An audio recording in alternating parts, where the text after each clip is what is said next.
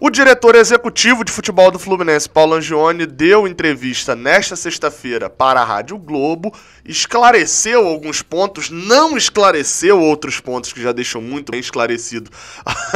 O não esclarecimento já esclarece. Enfim, vamos falar de Hudson, vamos falar de Rafael Ribeiro, vamos falar de David Duarte, de contratações, de atacante, enfim, de tudo aqui nesse vídeo, repercutindo essa entrevista, beleza? Vinhetinha aí, marota, roda aí.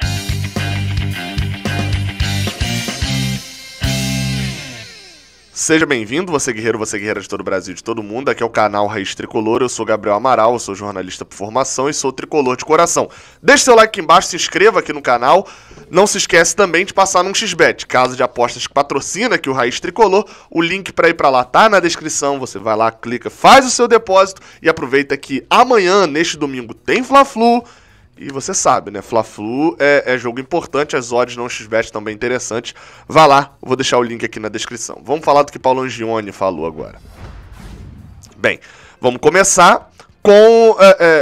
só para lembrar, a entrevista foi dada pela a Rádio Globo ao repórter Vitor Lessa e nem tudo foi para entrevista lá na Rádio Globo. Eu recomendo você ir no perfil dele no Twitter, lá no Vitor Lessa, para poder... É só pesquisar Vitor, né, com C, Victor Lessa, para poder ver o link lá para a reportagem, tem cerca de 7 minutos ali os trechos que ele colocou na matéria, e também ver a repercussão no perfil do Twitter dele, beleza? Vamos lá. Alguns pontos que foram abordados. Para começar, a primeira fala de Paulo Angione, ele fala sobre o Fluminense ir ao mercado pontualmente e que esse início de temporada é muito diferente dos inícios anteriores e até da maioria dos clubes do Brasil. Porque, segundo ele, o Fluminense leva vantagem porque já tem uma base do time do ano anterior. E só está indo ao mercado pontualmente, avaliando bem as oportunidades. Aí eu vou até dar um pause por aqui, para citar que, de fato, eu até estava conversando isso recentemente, acho que era com o Fio, não lembro agora exatamente quem era, que depois de muito tempo a gente tem... eu não estou julgando se isso é bom ou se isso é ruim, tá? Mas era algo que o Mário Bittencourt tinha falado há um tempão lá atrás que iria fazer, aparentemente conseguiu. Que era, depois de um bom tempo, a gente tem o time titular provável do ano seguinte sendo muito parecido com o do ano anterior. A gente viu rupturas muito grandes no final de 2018, e ali era extremamente necessária, com os jogadores como Júlio César, Sornosa, Richard, Jadson, Ayrton Lucas, só aí eu já citei 5, fora a dupla de ataque também. Ah não, a dupla de ataque continuou com o Everaldo e o Luciano, mas enfim, uma série de jogadores saindo de um ano para o outro. De 2019 para 2020 a mesma coisa, a gente viu ali uma série de saídas, como Johnny Gonzalez, na lateral esquerda a gente teve mudanças também, enfim, teve muitas mudanças, trouxemos muitos jogadores para 2020. E agora de 2020 para 2021 tem uma continuidade. É óbvio que você terminar o Campeonato Brasileiro em 5º lugar, ir para a Libertadores, seja, ter feito uma boa campanha, favorece isso também. Mas o Fluminense não tem no mercado reconstruir o time depois de muito tempo. Isso é bom, isso é ruim, aí é a sua avaliação, né? Nessa mesma fala, ele cita que o Fluminense foi ao mercado trazer o Wellington e cita o Wellington como o outro 5, sendo que o Fluminense só tinha um 5. O que ele quer dizer com 5? O primeiro homem da volância, né? O primeiro volante.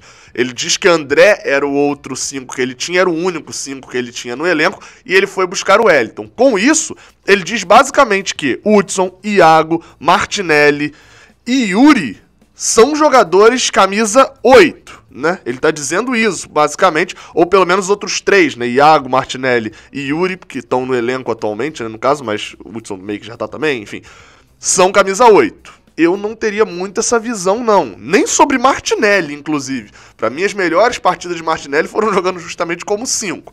Mas, enfim, ele cita isso, ou seja, pode esperar o Wellington como titular, talvez ao lado de Martinelli, como Martinelli sendo 8, jogando mais à frente, né? Já que na cabeça, pelo menos, do diretor executivo do Fluminense, o Wellington vai brigar com posição com André. Acho isso errado, mas enfim, né? Isso também na cabeça de Roger pode mudar, o Marcão botava Martinelli como 5, né? Enfim, isso não é algo imutável, se é a cabeça do diretor executivo, não sei se já é a cabeça de Roger Machado também.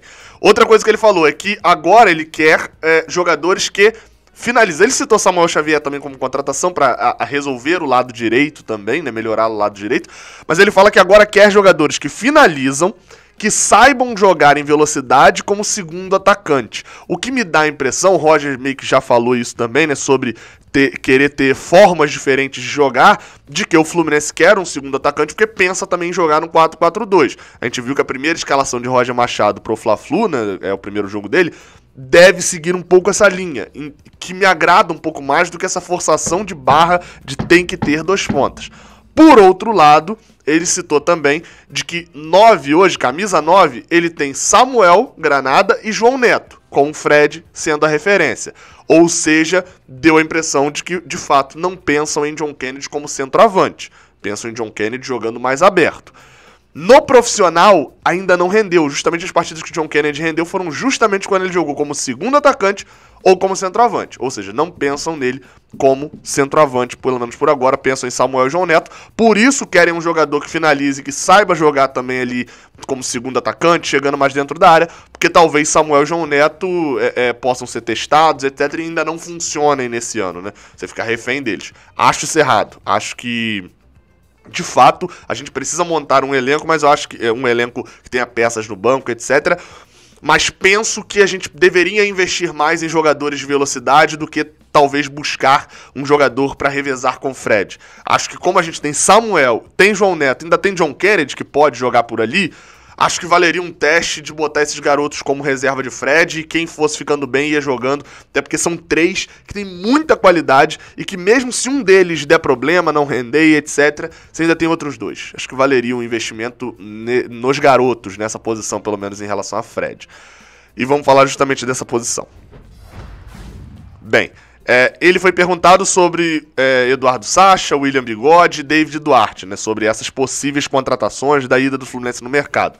Bem, sobre o Sacha e Bigode, ele destacou que são jogadores ali que têm expressão notória no Brasil, e etc, enfim, que todo clube quer, e etc, etc, mas tem ali a lógica do que o Fluminense quer, né, são jogadores. Eduardo Sacha a gente sabe que não vem, né, o Atlético não quer liberar o jogador. E em relação ao William Bigode, tem ali aquele impasse ainda em negociação e etc. Mas é um jogador que, se você botar ele para jogar em velocidade, ele joga muito bem, mas até centralizado pode render também.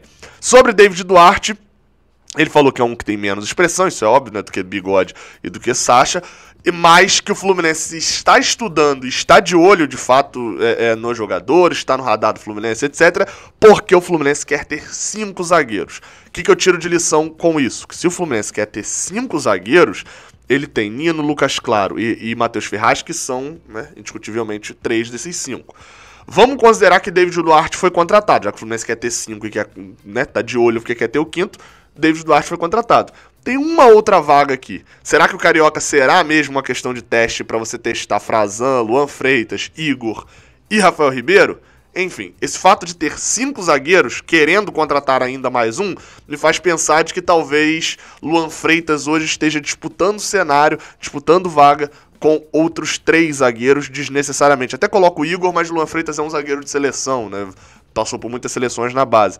Enfim, se você já tem Frazan e já tem Igor para poder disputar essa posição, não tinha necessidade de trazer Rafael Ribeiro, né? Enfim, ele foi perguntado sobre isso, não na entrevista na Rádio Globo. O Vitor Lessa esclareceu no Twitter dele. Abre aspas aqui pro que o Vitor Lessa falou. Que ele quis perguntar e etc, mas Angione preferiu não explicar sobre os critérios levados em consideração para fechar com o jogador Rafael Ribeiro. Ou seja, Angione preferiu... Olha o teor dessa frase. O diretor executivo do Fluminense foi perguntado sobre uma contratação. Uma contratação, vamos aliviar um pouco, polêmica, né? Porque não tem nada de polêmica. A contratação foi errada. E ele preferiu não explicar sobre os critérios levados em consideração para fechar com o jogador. Isso me dá muito medo mesmo. Porque isso abre margem para outras dúvidas, que obviamente que eu não vou abrir aqui porque eu não tenho prova de nada. Mas também, por outro lado, se ele explicou por que ele contratou Samuel Xavier para solucionar problemas na lateral direita, enfim, ajudar na lateral direita. O Wellington, porque ele só tinha um 5, que era André. Por que ele quer atacantes? Porque ele quer jogadores que joguem como segundo atacante para jogar ao lado de Fred, porque ele só tem 2 centroavantes garotos.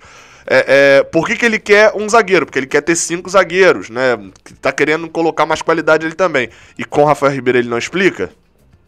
Isso ficou péssimo, péssimo. Era mais vantagem pra ele ter dado uma explicação qualquer, falar que viu o final do campeonato do jogador foi interessante, etc. O que não faria sentido, porque tá acertado desde novembro e as melhores fases de Rafael Ribeiro foram depois do acerto, né, lá no Náutico, depois já do acerto com o Fluminense. Então assim, mas dado um migué, dado qualquer resposta, agora, preferir não explicar sobre critérios levados em consideração pra fechar com um jogador específico que claramente não tem nível do Fluminense, pega muito mal, né? Vamos para poder fechar aqui para outros 2 tópicos, 3 tópicos, mas esses são mais simples, né?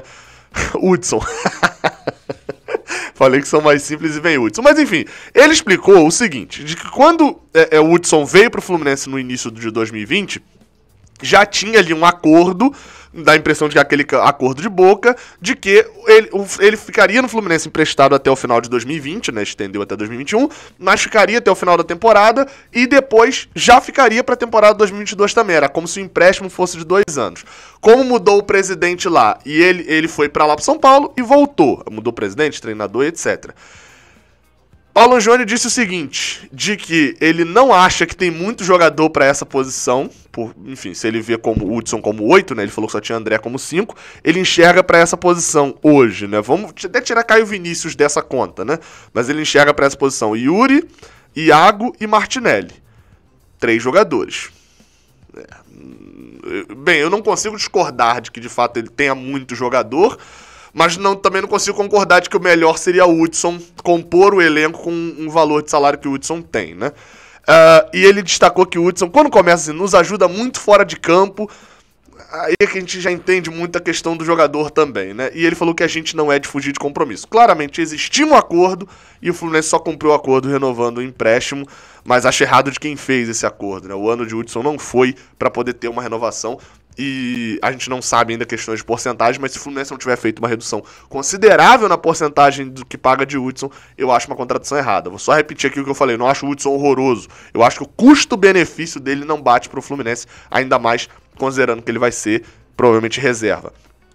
Sobre os jogadores que vão jogar o Carioca, ele esclareceu que esses jogadores quiseram jogar, a maioria ele quis jogar, e que eles não terão férias depois, né, as férias que esses jogadores, os outros, né, que estão jogando agora, estão tendo, eles não terão. Por quê? Porque eles quiseram jogar para ter, enfim, para ter chance, para poder mostrar serviço, para poder ter ritmo de jogo e etc.